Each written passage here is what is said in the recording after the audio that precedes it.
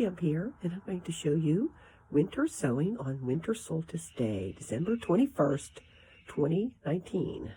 And what I'm doing today is not all of my winter sowing jugs, but the ones that take the longest to cold stratify according to the seed information.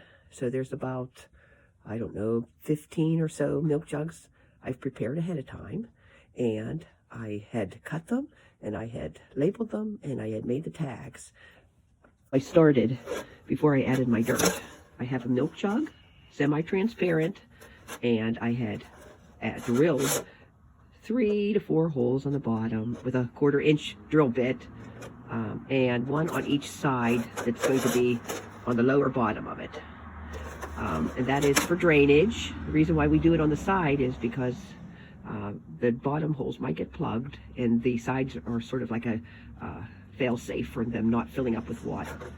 Then I would cut them almost all the way through, around the circumference, except I stopped at the hinge that I was going to make, which I usually end where the handle is. And then I labeled it, and I have a label for the inside that I will take out when I put my dirt in. I put regular potting soil in. That's potting soil, not topsoil, not garden soil. It's not, very expensive brand of potting soil, but it is moist, and it comes in moist. And I scooped enough soil into each of the milk jugs to fill it up pretty full. As you see, it's more than the required 4 inches, because once I water it, the water makes the soil go down, and it's very frustrating then to add more soil to each of these at the end, because I didn't add enough to begin with. And it's very frustrating to have the soil go down so far that when you sealed it up, you have 2 inches or less that the seeds are growing in. So it's always best to add more soil than you think you'll need. Step is watering my milk jugs before I add the seeds. Sometimes if you add the water after you add the seeds, I found that it displaces the tiny seeds, and they're all around the edges of the milk jug, which is what we don't want. So we're going to water them very thoroughly, adding regular water to this. And it's good to be in a garage because it's a messy job. As you see, I'm spilling water all over the place. I'm going to be doing this to all of them until I see, the water has drained out. It's also a good way to check your drainage too.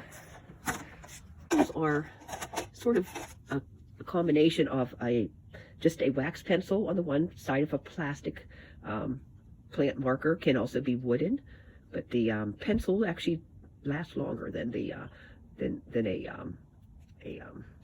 like a Sharpie. So that's what is on this particular plant marker. I do have some marked with Sharpies. The outside, though, I use a paint pen, and I put the date on it too that I'm winter sowing. That paint pens can be, they tend to be a little bit more sturdier through the winter than a permanent Sharpie. So.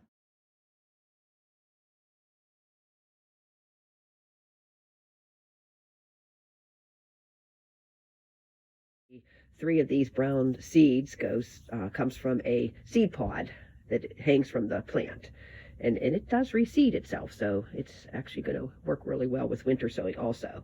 This is a harder seed, and I might push it into the soil a little bit more so that I know that it's actually going to be totally touching the soil, but not too deep. And I'm going to put this many in here, sort of sprinkle, sprinkle, sprinkle, sprinkle, sprinkle. Also overseeding this, really. And just move it around like that. And then I'm going to be pushing those in too. And this particular container seems to have kept its nice depth, which is good.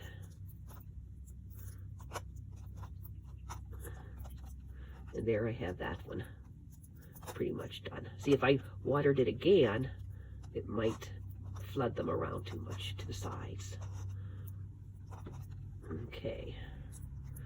So, you can still see them a little bit, but I am going to put that one to the side, move on.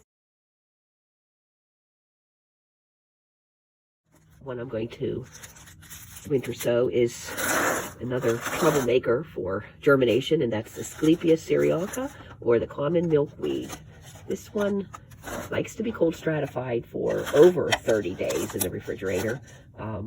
It sometimes people have better luck than others, but I think the main thing is when they say 30 days, they mean 30 days of under 40 temperatures, like 34 to 38 degrees temperature. So you might have some warm days, and that's good, and then you might have some cool days, but you have to have at least 30 to 60 days of the actual 35 to 38 degree temperature.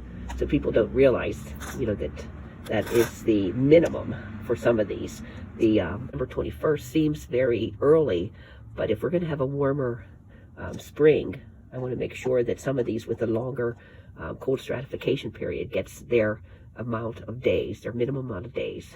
So I actually had a little experiment with this with this common milkweed, and that is I had some that were already in the refrigerator since October, and then I have some that were kept dry in a cold place, but not cold enough like the refrigerator.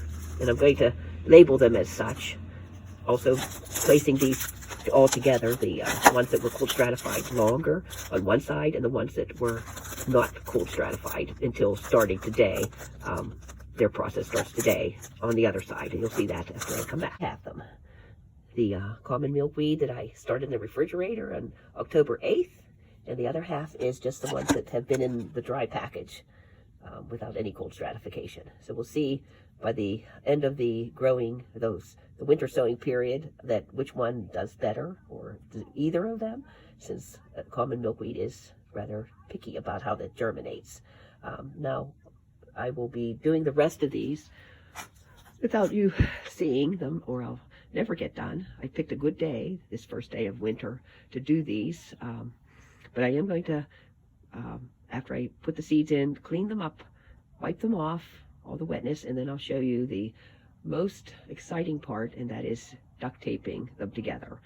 Hi, I decided to come inside to do this duct taping just because it's a little bit warmer inside. The duct tape sticks a little bit better, and you could use this information too if you want to move from outside where you were sewing to inside where in a garage that could be just a little less chilly. So my duct tape that I'm going to be using is a pretty inexpensive brand, and it actually is a little bit better when it's inexpensive because it doesn't cling as much to everything that you're touching, and it doesn't cause a lot of adhesive when you're pulling it off.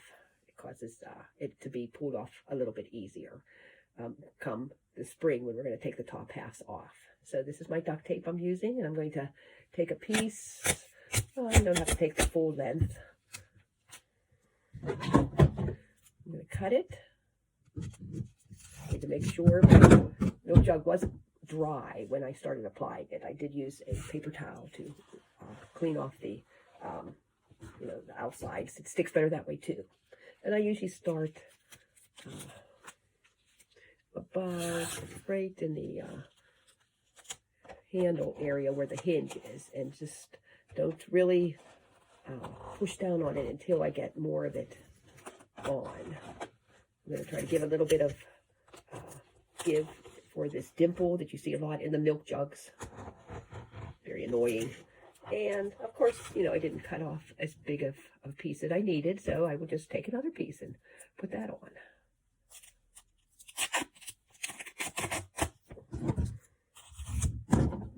Probably have too much. I'll start where I left off and just finish my milk jug that way. Okay, now it's time to sort of use the warmth of your fingers and just press and make sure you have a good seal. That's important. There's a little bit of a gap here. I could cut that, or I could put another piece of tape on. Either way, you want to make sure there's as little gaps as possible so that the water doesn't travel into the tape and start pulling the tape apart. Okay, this piece here. We're at that dimple area. Pressing down on it fairly long so that I do get a good seal. Okay. And I think I have a pretty good seal. You know, you don't maybe want to lift up the milk jug with the handle at this point, you know, just in case it's just not as secure as you know you want it to be to carry it. But it's gonna keep out the moisture coming down from the rain. We want the rain to hit this milk jug. We want it to come down through the hole and water it during the whole season that we're going to have it outside. Water and snow. And then you might want to ask, why do I have to have such a good seal if we're going to have water coming down the top through the hole? And that is because later on in the spring, we're going to actually have a sort of a humid greenhouse effect occurring when it starts to get a little bit warmer, and that actually works as a enhancer for germination. But right now we want it you know, to be sealed very well so the tape doesn't start pulling away. Okay, and that is really the end of the duct taping part. I am going to go outside and I'm going to put all my milk jugs out in my area where it is going to be best for the winter, and that would be in a sheltered area from the wind, but not from the rain and snow. An area that is fairly sunny because we do want the sun to work on it towards the end of its winter period and start the germination process. But we do want it in the cold in the beginning, and that is for the cold stratification of this seed that we're planting, especially, you know, this type of milkweed seed. We want that cold stratification to be occurring, but yet when April comes around, we want the heat of the sun to break open the seeds that have cold stratified enough. And then at the end of this clip, I'm going to show you where I've placed my milk jugs, and with just a little bit of effect of snow that has occurred on it since the time that I made this video. So until then, I'll see you again when we do get germination, which might not be until late March or April. So until then, bye.